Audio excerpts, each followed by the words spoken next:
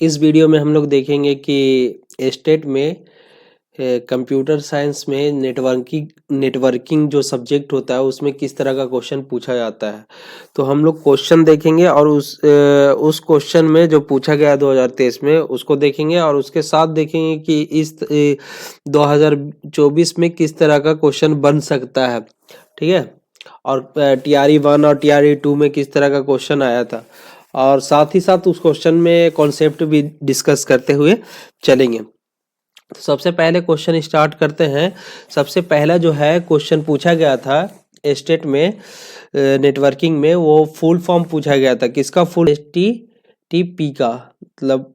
तो इसका full form क्या होता है? इसका फुल फॉर्म होता है क्या होता है? Hyper text transfer protocol. तो इसमें कोई डिस्कशन की बात ही नहीं है। इसका कौन सा हो जाएगा? सी हो जाएगा, हाइपर टेक्स्ट ट्रांसफर प्रोटोकॉल। और ये जो है, ये जो प्रोटोकॉल है, ये कौन सा लेयर में यूज होता है? एप्लीकेशन लेयर पे यूज होता है। ठीक है। दूसरा क्वेश्चन पूछा गया था, ये जो है आईपी एड्रेस का लेंथ जो है वो बहुत ही इंपॉर्टेंट है, हर एग्जाम में पूछा जाता है। तो 2024 में भी पूछे जाने का संभावना बहुत ज़्यादा है। इसमें पूछा गया था कि the length of N IP address IPv6 का लेंथ पूछा गया था। IPv6 एड्रेस का लेंथ पूछा गया था। वो कितना होता है? 128 बिट होता है। जब हम लोग बात करते हैं IPv4 का, तो इसका कितना होता है? 32 बिट होता है लेंथ। ठीक है। और जब मैक एड्रेस का बात करते हैं, मैक एड्रेस का जब बात करते हैं तो मैक एड्रेस का कितना होता है? 48 बिट्स होता है। ठीक है। ये तीनों मतलब याद रखना जरूरी है। ये इसमें से एक क्वेश्चन आता ही आता है। TR1 में जो BPSC का TRE 1 था उसमें भी आया था, TRE 2 में भी आया था। और ये स्टेट में भी इस तरह का क्वेश्चन पूछता ही पूछता है। अब यहाँ पे है IPv4 पे क्वेश्चन था जो कि बहुत ही कंफ्यूज करने वाला था क्वेश्चन, और सब गलत मार के आया था। यहाँ पे क्या बोल रहा है? The maximum length of an IPv4 datagram का लेंथ पूछ रहा है कि मैक्सिमम लेंथ कितना हो सकता है। वो IPv4 तो मतलब जो उसका एड्रेस का लेंथ होता है वो कितना है? 32 बिट का होता है। लेकिन यहाँ मैक्सिमम लेंथ पूछ रहा है कि कितना होता है IPv4 डेटाग्राम का, ना कि एड्रेस का। तो इसमें सबसे मैक्सिमम लेंथ कितना होता है? 65,530 होता है। तो हमारा जो आंसर है वो हमारा कौन सा हो जाएगा? हमारा डी हो जाएगा। आंसर कौन सा हो जाएगा? डी हो जाएगा।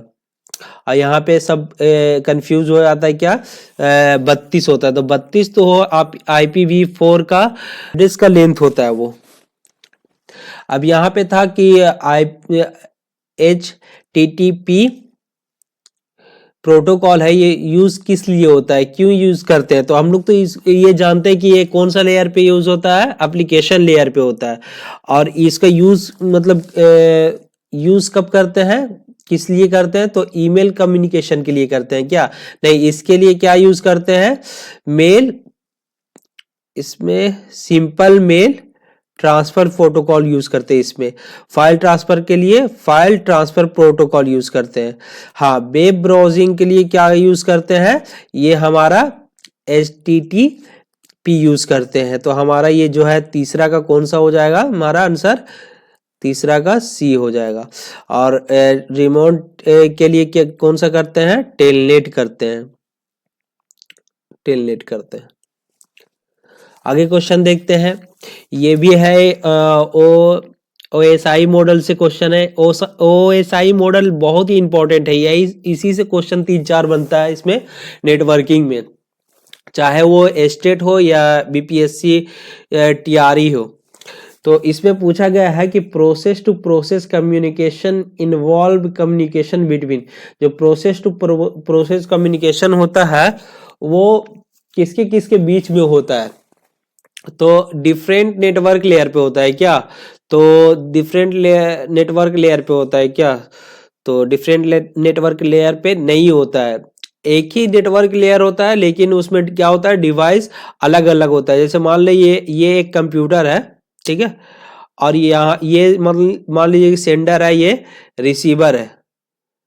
तो जो क्या होता है, इसमें भी बहुत सारा प्रोसेस रन कर रहा होता है, P1 P2 P3, और इसमें भी P1 P2 P3।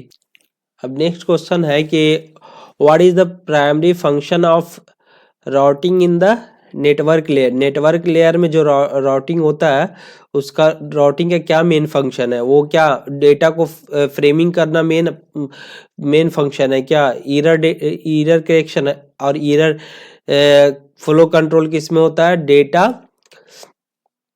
Data link layer में होता है, ये डेटा नेटवर्क लेयर में नहीं होता है, तो ये दोनों तो ऑप्शन होगा ही नहीं। और डेटा फ्रेमिंग नेटवर्क लेयर में होता है, लेकिन जो इसका प्राइमरी फंक्शन है राउटिंग का वो क्या होता है कि find the best path for the data को मतलब ट्रांसफर करने के लिए बेस्ट पाथ फाइंड करने के लिए यूज होता है राउटिंग का। तो ये हमारा आंसर कौन सा हो जाएगा, सी हमारा आंसर हो जाएगा। अगला क्वेश्चन यही है कि जब data transmission using the multiple pathway simultaneously is known as, मतलब एक ही साथ बहुत सारा जब डेटा ट्रांसफर होता है साइमल्टेनियसली, तो उसको क्या बोलते हैं, किस तरह से ट्रांजिशन मीडियम बोलते हैं, उसको पैरेलल ट्रांसमिशन बोलते हैं। जाहिर सी बात है कि जब एक साथ होगा, एक साथ साइमल्टेनियसली होगा तो उसको क्या बोलेंगे, पैरेलल बोलेंगे। तो इसका जो आंसर हो जाएगा वो कौन सा हो जाएगा, ए हो जाएगा।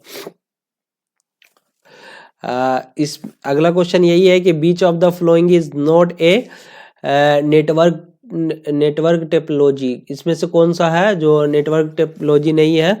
तो उसमें तो स्टार भी है, रिंग भी है और मेश भी है। यहाँ हमारा डिस्क कोई भी नेटवर्क टेपोलॉजी नहीं है, तो इसका आंसर कौन सा हो जाएगा, सी हो जाएगा।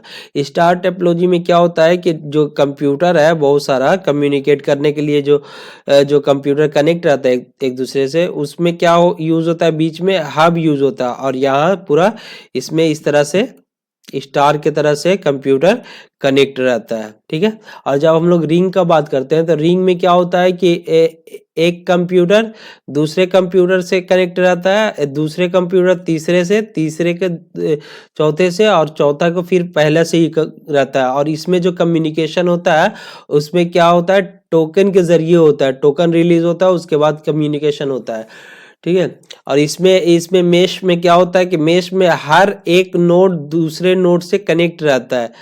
जो भी इस टेक्नोलॉजी में एक जो कंप्यूटर है, यहाँ पे नोड भी कर सकते हैं, ये नोड जो है पूरा नोड से यानी पूरा कंप्यूटर से कनेक्ट हो रहेगा, ठीक है। और ये है तो ये भी क्या है, ये भी पूरा से कनेक्ट रहेगा। आगे ये है, ये भी इम्पोर्टेंट है, ARP। What is the purpose of ARP। ARP जो है ये प्रोटोकॉल है, इसको यूज करते हैं मैक एड्रेस को फाइंड करने के लिए। मतलब इस वीडियो में बस इतना ही। Thank you for watching. जिस तरह से आपका एक्सटेट में पास होना ज़रूरी है उस तरह से मेरे लिए सब्सक्राइबर इम्पोर्टेंट है। So please subscribe my channel and like this video.